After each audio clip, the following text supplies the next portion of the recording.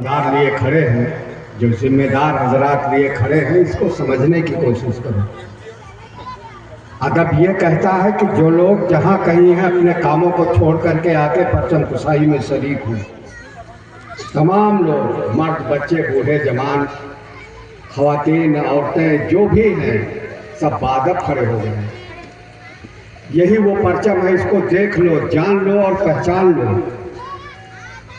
यही परचम कब्र, हश्र, महशर में आपकी रहनुमाई करेगा।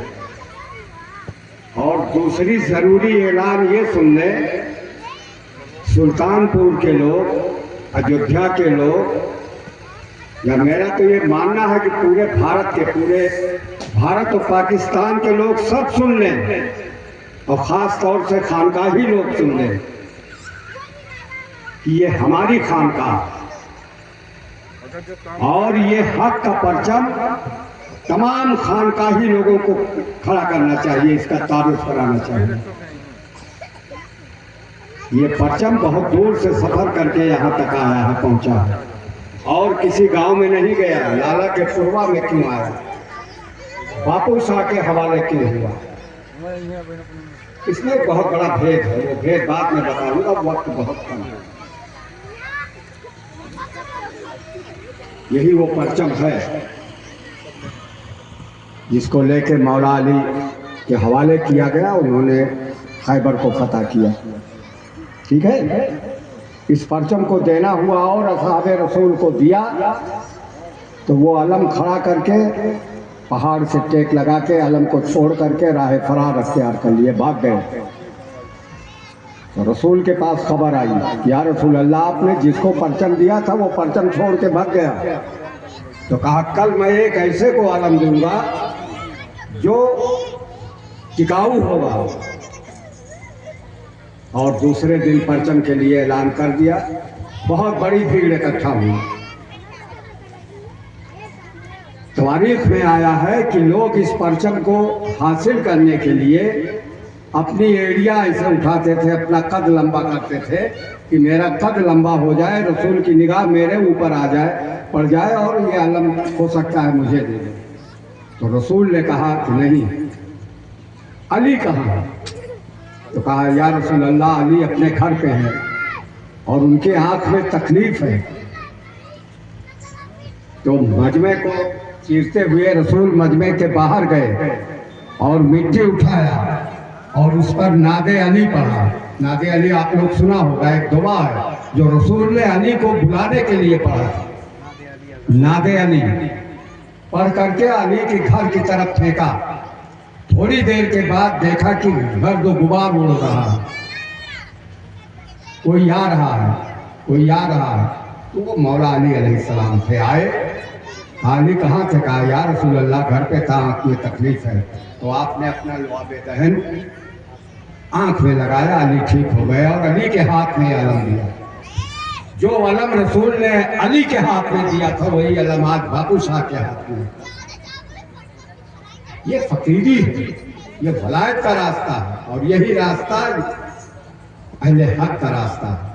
यही अहले बैत की कश्ती है। ये हमारी अलामत है, हमारी पहचान है। जिसके हाथ में ये अलम होगा, जिसके कांधे पे हुसैन का ताजिया होगा, जिसके साथ में सैयदा की चादर होगी, यही पंजतनी होने का, हुसैनी होने का, मोहम्मदी होने का और इस्लाम होने का पहचान है। और कोई चीज पहचान नहीं है। सुन लो सुल्तानपुर के लोगों, कोई अलामत पहचान नहीं है। न रोजा पहचान है, न नमाज पहचान है, हज पहचान है, न ज़कात पहचान है, न काबा पहचान है, न किबला पहचान है। उसकी वजह ये है, अल्लाह को सब मानते हैं, किबला को, काबा को सब मानते हैं। मानते हैं कि नहीं मानते? सब मानते हैं। तिलावत सब करते हैं, 30 रोजे सब रखते हैं। इसके बावजूद भी मोहम्मदियत के नज़दीक सब बेदीन हैं। वजह क्या है? उनके हाथों में अहले बैते रसूल और रसूल का दामन नहीं है। उनके हाथों में ये परचम नहीं है। उनके कांधे पे हुसैन का ताजिया नहीं है। उनके दिल में हुसैन की मोहब्बत नहीं है, अहले बैत की मोहब्बत नहीं है। रसूल ने जो कहा, मोहब्बत मांगा, वो पूरा नहीं किया लोगों ने। वो उसकी आयत है, मैं बता दूं आप लोगों को। कुरान में एक आयत है, कुल्ला असलकुम अलैहा अजरन लिल्लल मुअद्दता फिल कुर्बा। रसूल ने कहा मैं तुम्हारा रसूल हूँ, आदी हूँ, रहबर हूँ, तुमको सिराते मुस्तकीम पे चलाने वाला हूँ। इसके एवज में मैं तुमसे कुछ भी नहीं चाहता, सिर्फ इतना चाहता हूँ कि तुम मेरी आल से मोहब्बत करो। और मोहब्बत से मोहब्बत यह है कि जबान से मैं मोहब्बत करता हूँ, और मोहब्बत यह है जो करके दिखाया जाता है। ये करके दिखा दिया बापू ने, ये मोहब्बत है। ये नहीं कि मैं अलम मानता हूँ, अलम मानते हो लेके निकलो और लोगों को दिखाओ। ये सबके हाथों में ये नहीं आता। ये क़यादत का, रहबरी का परचम है। और दूसरी बात सुन लो, आप जाइए किताबों का मुताला कीजिए, उसमें लिखा है कि मैदान महशर होगा, हश्र होगा, उम्मत मोहम्मदिया अपने रब के साथ होगी और परचम होगा। तो अब आपको ये पता लगाना है कि वो मैदान कहाँ है और परचम किसके हाथ में है, और इस परचम के साए में कौन है।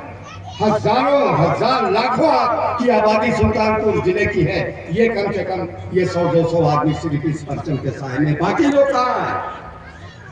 या रसूल अल्लाह का परचम के साए में हम लोग हंस रहे। आज नहीं हो तुम तक भी नहीं हो, आज तुम्हारे हाथों में नहीं है, कल कहाँ से आ जाएगा। तो ये खेल नहीं होता है। ये जो कुछ भी हो रहा है वो तवारीख की रोशनी में, कुरान और हदीस की रोशनी में, अक़वाल रसूल की रोशनी में होता है। और जिसका जी चाहे पकड़ के दिखा दे हमको कि ये शरीयत से या तवारीख से या मोहम्मदियत से या इस्लाम से हटके। यही हमारी पहचान है, ये नहीं है। ये हमारा सनद है, यही आधार कार्ड है। मोहम्मदियत का आधार कार्ड क्या है? आपके पास क्या सबूत है कि मैं कलमा पढ़ता हूँ? कलमा तो सभी पढ़ते हैं, कलमा तो अमिताभ बच्चन ने फिल्म में पढ़ रहा था, तो मोमिन हो जाएगा? नहीं, कभी भरोसा मत करना।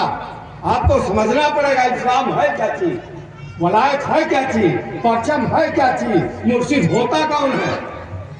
ये बात थोड़े में ना की जाए। यहाँ बैठो तो ध्यान से सुनो कव्वाल क्या कहता है, ये बाबा लोग क्या करते हैं, कैसे करते हैं, ये सब साबित है।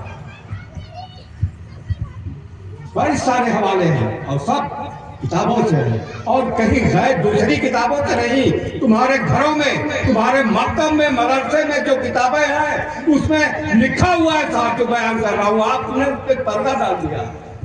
अब वो जमाना आ गया है, ये सतयुग है, दौरे मेहदियत है। अब सारे राज खुल करके सामने आएंगे। सुना जरा, अब वो बात जिसने आपने जो छुपाया मैं उसको छुपने नहीं दूंगा। अब मैं उसको छपाऊंगा, वो छप करके सामने आएंगे। यहाँ जितने ये चादर पोशी जो देखा, ये कागर देखा, ये परचम देखा, ये अलम देखा, इस पे पंजा देखा, ये सब साबित है। आज अफसोस इस बात का है कि ये पंजा अपनी निशानी नहीं बनाई गई, चांद और तारा बना दिया गया।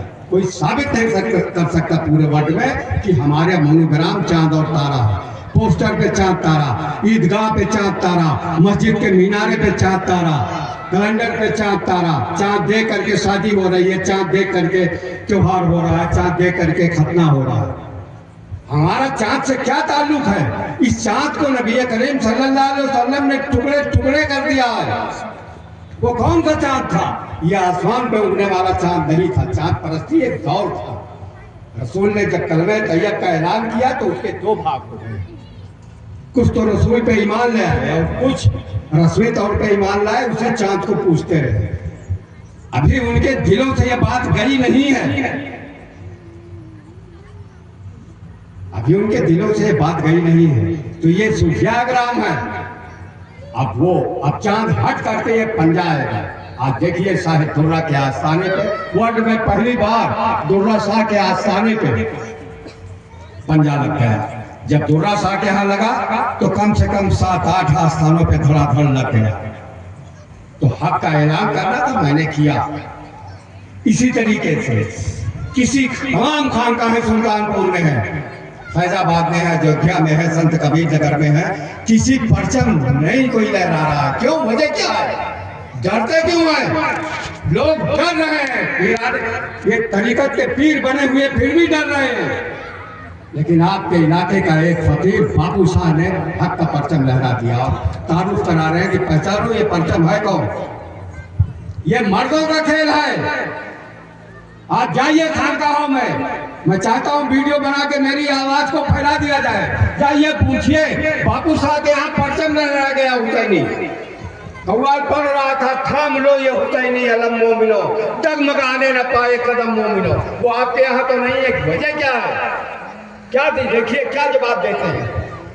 तो आप लोग जितने बापू साहब के मुरीद खड़े हो या हमारे मुरीद यहाँ जो भी हैं, ये सब मुरीद हमारे हैं। इस बात पे तुमको नाज होना चाहिए, फख्र होना चाहिए कि जब किसी के वहमो गुमान में नहीं थी तो वो परचम ये लग रहा है। और सुन लो, वक्त बहुत कम है। इमाम ज़माना के ज़हूर होने का किसी भी वक्त, किसी भी हफ्ते, किसी भी महीने हो सकता है।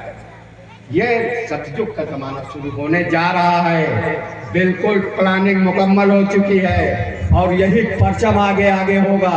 आज अगर इस परचम से नफरत या दूरी है, कल कैसे गुर्बत हो जाएगी और लोग किस मुंह से इसके साए में जाएंगे।